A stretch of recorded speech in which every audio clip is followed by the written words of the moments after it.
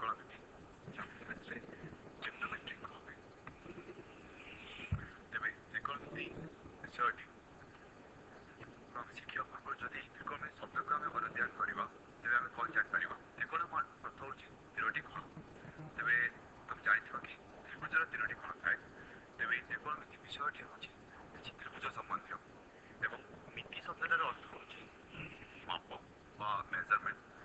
ଏବଂ ଯେହେତୁ ତମେ ଜ୍ୟାମିତି ବା ପରିମିତି ବିଷୟରେ ବି ଶୁଣିଥିବ, ତେବେ ଏହି ତ୍ରିକୋଣମିତି ବିଷୟଟି ତ୍ରିଭୁଜ ସମ୍ବନ୍ଧୀୟ କିଛି ମାପ ବିଷୟରେ ବର୍ଣ୍ଣନା କରେ।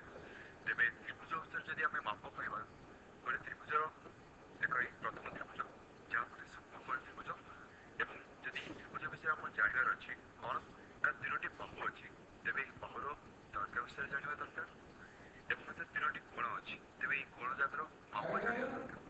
ଏବଂ ହୁଏତ ଏହି ତ୍ରିକୋଣମିତି ବିଷୟଟି ଏହି ବାହୁର ଦୈର୍ଘ୍ୟ ବା କୋଣ ଭିତରେ ଥିବା ସମ୍ପର୍କକୁ ଅବସ୍ଥାପନ କରିଥାଏ।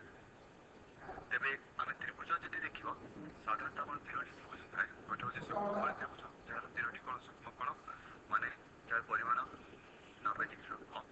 ଅନ୍ୟଟି ହେଉଛି ସ୍ଥୂଳକୋଣୀ ତ୍ରିଭୁଜ। ଯଦି ଗୋଟେ ତ୍ରିଭୁଜର ଗୋଟିଏ ବି କୋଣ 90 ଡିଗ୍ରୀରୁ ଅଧିକା ଥାଏ, ତେବେ ଆମେ ତାକୁ ସ୍ଥୂଳକୋଣୀ ତ୍ରିଭୁଜ କହୁ। ଏବଂ ତୃତୀୟଟି ହେଉଛି ସମକୋଣୀ ତ୍ରିଭୁଜ। ଜ୍ୟାମିତିରେ ସମକୋଣୀ ଅର୍ଥ 90 ଡିଗ୍ରୀ।